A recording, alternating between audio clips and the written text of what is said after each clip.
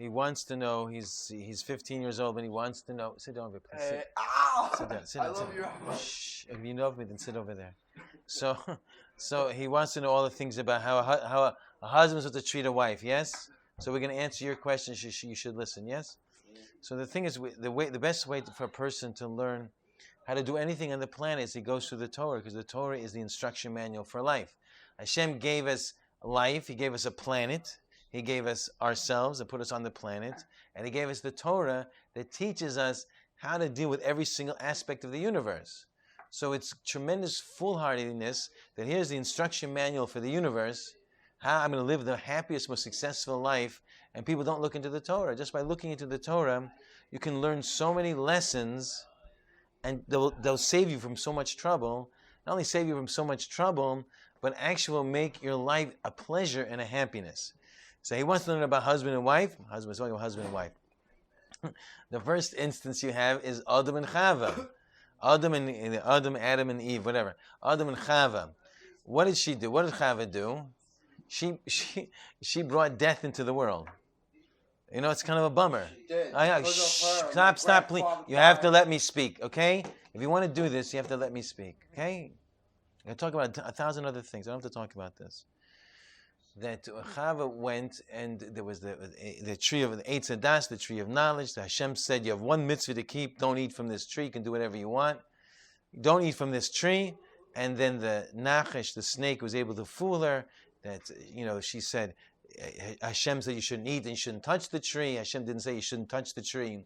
So he bumped into her, and he pushed her into the tree. She touched. He says, "See, you didn't die, so you can eat from the tree also." Hashem doesn't want you to eat from the tree because you're going to become as knowledgeable as He is, and that's why He doesn't want you to eat from it. So she ate from it. She was tricked, and she ate from it. And she realized that now she's going to die, and her husband's going to live forever. And what was her reaction? Is another woman's going to marry my husband. She couldn't deal with him. She had to drive her husband crazy enough until he ate from the Eitz Hadas. And he ate from it. And right away she brought death into the world. And then Hashem also said that a man is going to have to work and break his back earning a living. So she caused two different problems for him. She brought death into the world. He has to die now. And he has to work like a dog to be able to make a living for his family. Right? So she's the mother of all death. Right after that, it says in the Chumash that Adam gave his wife a name. He called her name Chava because she's the mother of all the living. You hear this? She did something so tough. She became the mother of all the dead. She became the mother of death. And he didn't say that. He gave her a compliment. He praised her. He said, "You're the mother of all the living."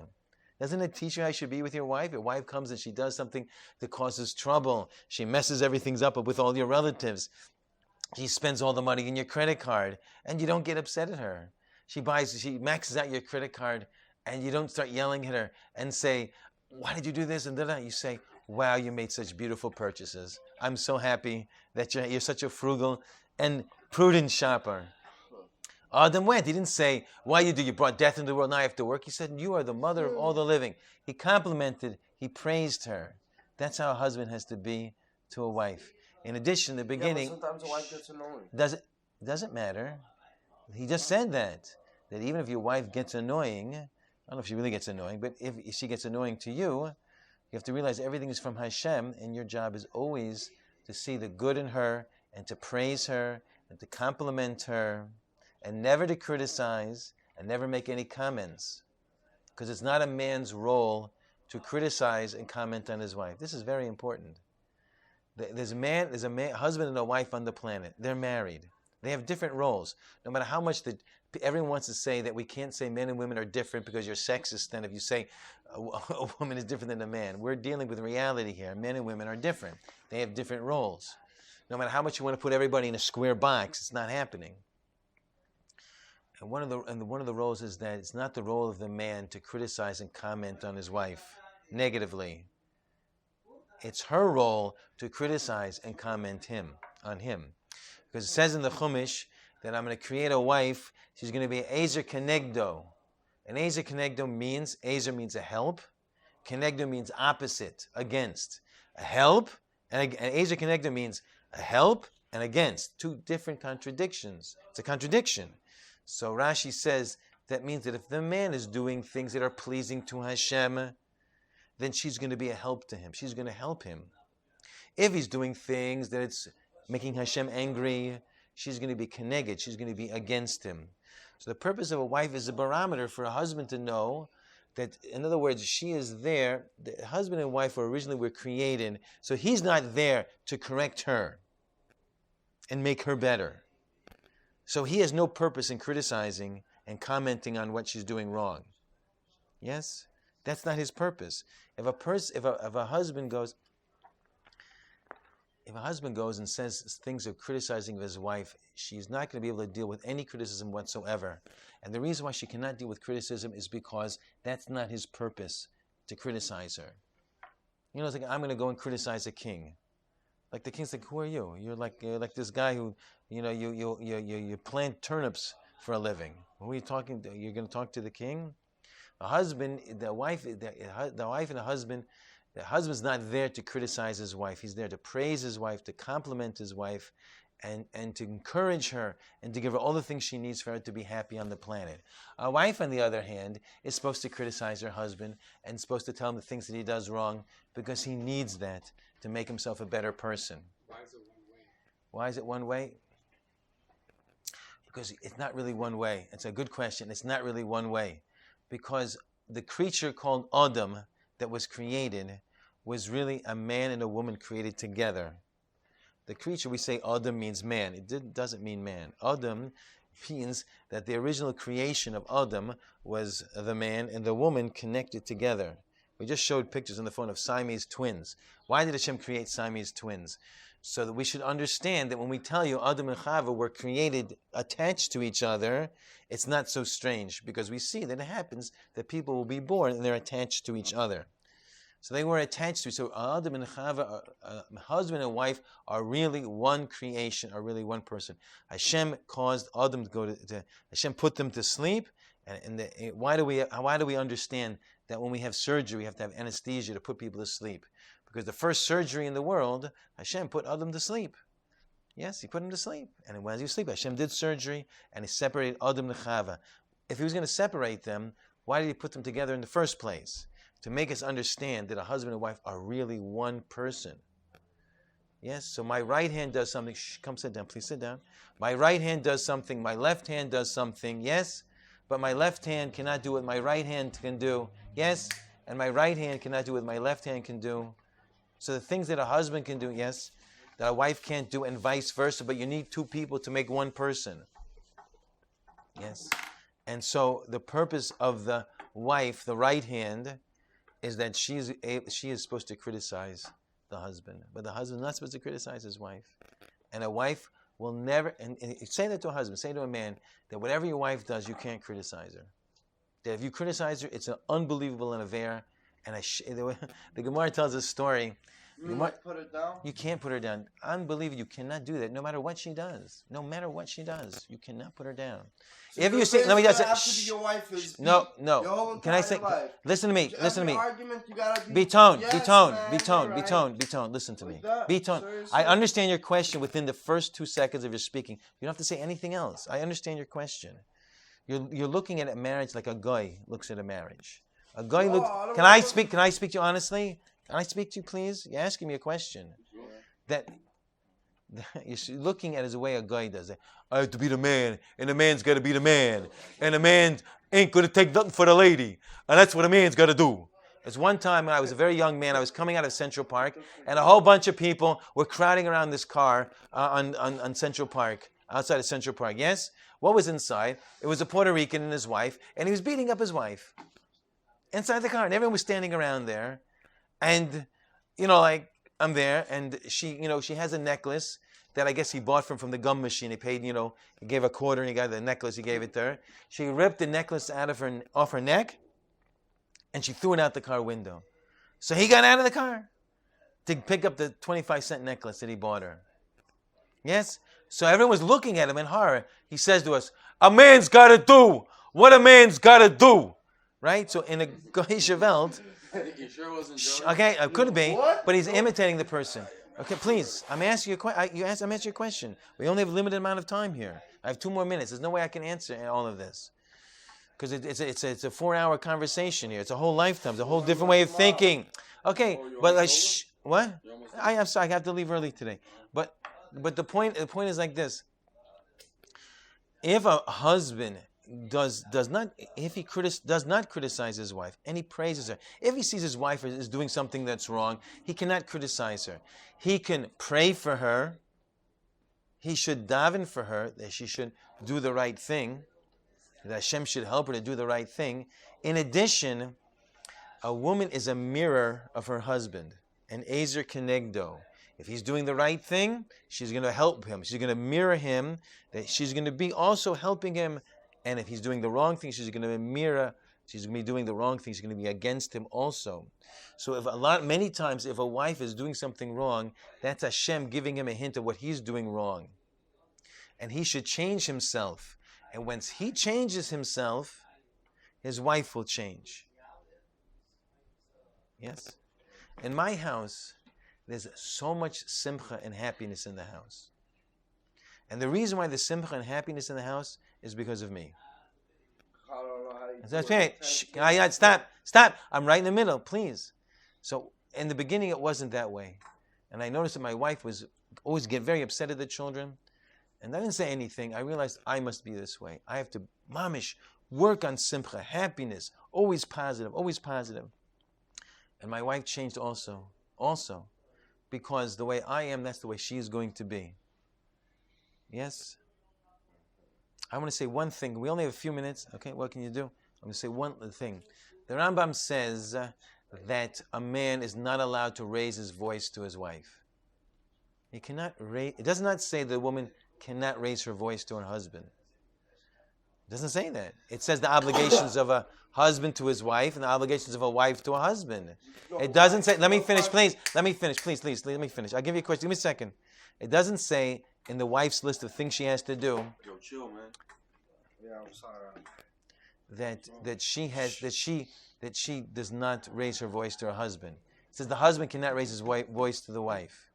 And it says also, the Gemara says that if the husband treats his wife like a queen, she will treat him like a king.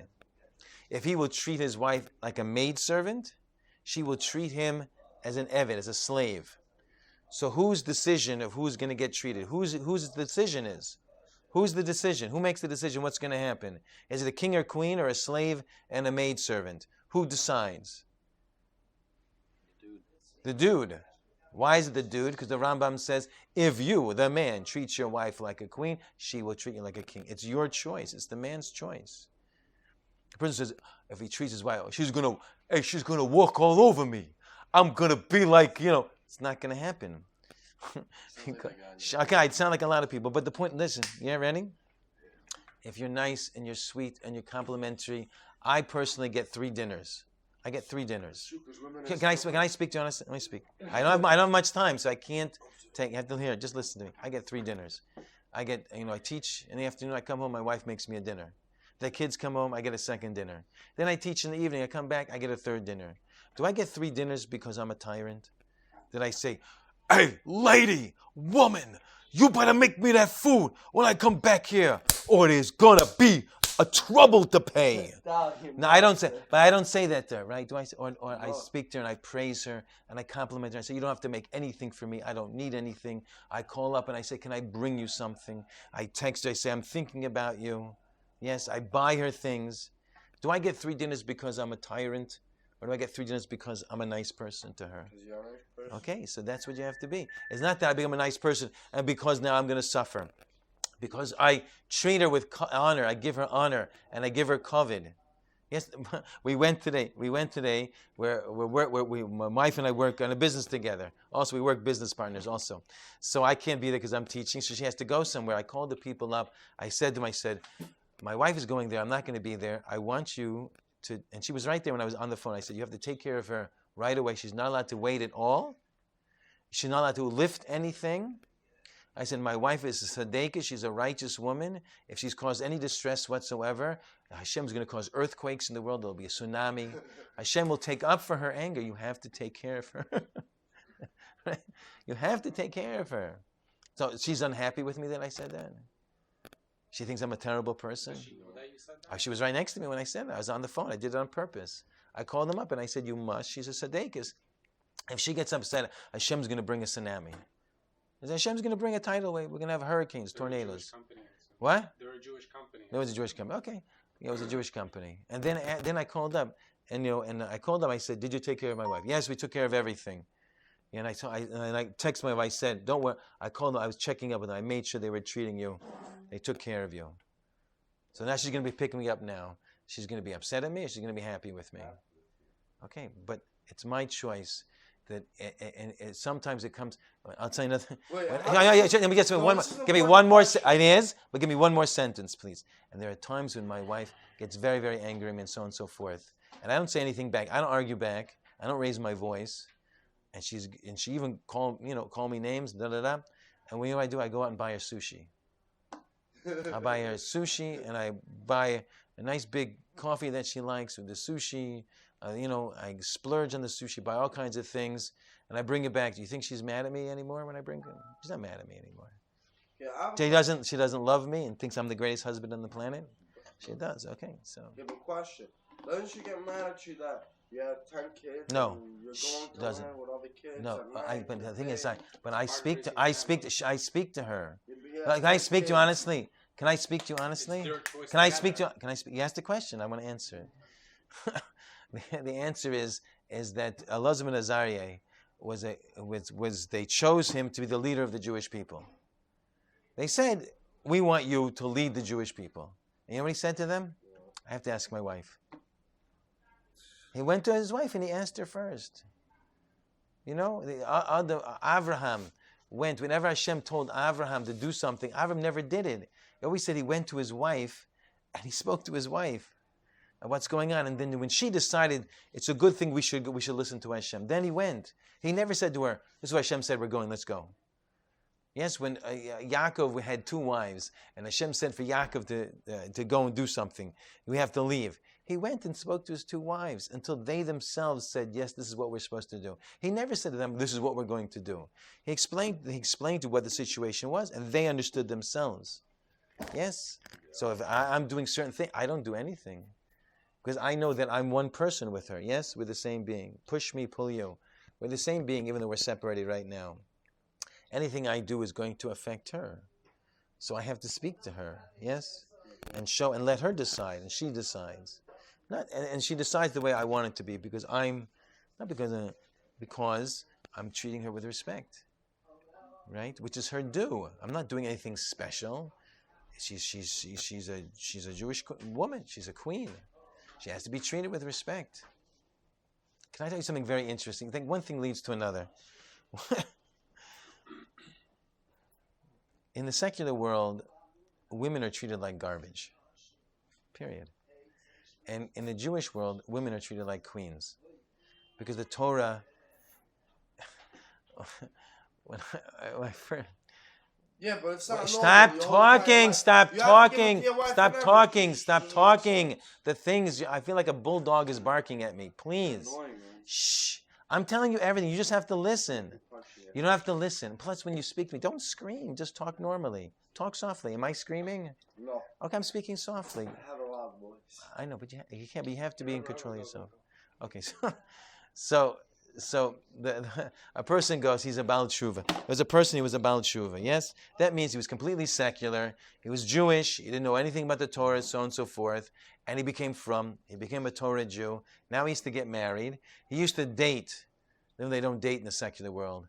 I don't know, they mate. I don't know what they do. So he used to, whatever, with girls in the secular world. Now he's going to date, go in shidduchim with girls in the frum world. And he was bedeviled that every single girl had a complaint against him. They would call it the shatchan, which was the matchmaker, and say he does not know how to treat a woman. Every single one. Until the person realized that just because the way you treat a woman in the secular world, that you can't treat, when a woman is a Torah woman, she has a higher pride and a higher self-worth. than a woman in the secular world. And I'm saying this on purpose because I want to, tick people off. I want to irritate people and anger them. That they should hear that a woman in the secular world is treated like a dog and like garbage. And when she gets into the frum world, that you can have a husband who is not going to look at another woman. Is that in the secular world? That I'm not going to shake a woman's hand. I'm not going to look at a woman. Yes? Not because whatever, because I respect her, my wife. I love my wife. The definition of beauty is my wife. If I look at I'm not going to look at a movie that has that has women not dressed correctly because of respect and covet for my wife. If a woman sticks her hand out, I'm not going to take her hand. Not because she has cooties.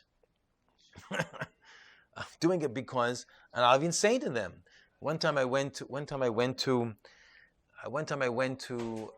99-cent store, and there's a big line of people. One line, big line, two big lines, three big lines, yes?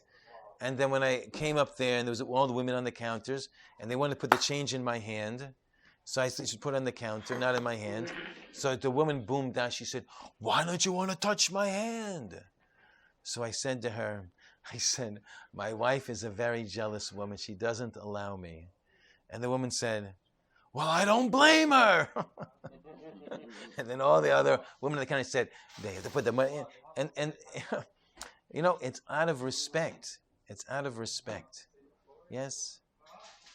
In the secular world, I see a man walking like this. "Deborah, drop dead." He walks off like this. He goes, "Tony, Tony, Tony, Tony." It's so stupid. That doesn't happen in the frum world. It doesn't happen at all. In the frum world, it doesn't happen. I deliver flowers. And there's a man, he orders a special thing for his wife. He goes to a certain place to order a special floral arrangement. And now I say, I can do a better floral arrangement for less money. He says to me, "I'll give you a shot. I'll give you a chance." And for 3 weeks, he still bought the original floral arrangement from the florist his wife likes and bought one for me. And after 3 weeks, he didn't want to switch over because maybe his wife is not going to like the new one. He waited until she gave the okay that she liked the new one, yes? He was treating his wife nicely, right? Okay. And then every single week we would do the flowers. Because his wife said, "This is what..." So one, I don't want to tell the rest of the story. There's one time, so I went and I came and I delivered flowers. And she said, "You don't have to deliver flowers anymore because we're divorced." And I like this. She says, "Don't worry, I'm in a good place." I didn't even care about her, to be quite honest. I know that he was a very sensitive husband who was trying to make her happy. That one story illustrated that. So you see, the one story, "Deborah, drop dead. Tony, Tony, don't leave me, Tony." And the woman saying, the husband's going thing to make that, and then she ends up, Why'd they get divorced? I don't know why. I know nothing of their lies. I have no idea. I was shocked completely. I couldn't. She thought I was concerned about her. I didn't. I saw he was a sensitive husband trying. Maybe he wasn't. I don't know. But you see, they have a higher standards of the way they're supposed to be treated, that the Torah inculcates in a woman a self-respect and a self-fulfillment and a meaning in her, that she's not going to take the garbage that women take in the outside world. I don't care what anybody says. You can show me exception here. The vast majority of cases is that I was working in a law firm. And there's all secular Jewish men all around me, the lawyers. And I'm there. And a man goes, one lawyer comes in and says to the other lawyer, "Hey, you want to go up and pick up? You want to pick up some girls?" So I'm thinking like, pick them up. I hope she'll put them down or something. I don't know. And so the other guy says, I thought you have your girlfriend." "Oh yeah, she wanted to marry me, so I dumped her." What? People are retarded. That's what he said. So she wanted to marry me. I got a pregnant. Right. I don't know if that part went that far. She wanted me to marry her, and so hence she doesn't want me to abuse her anymore. I should treat her as my partner in life, and so I dumped her. What does a person dump? Diamonds or garbage? He dumps garbage. These were intelligent, educated, Jewish secular men.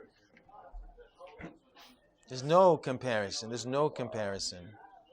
There's no comparison.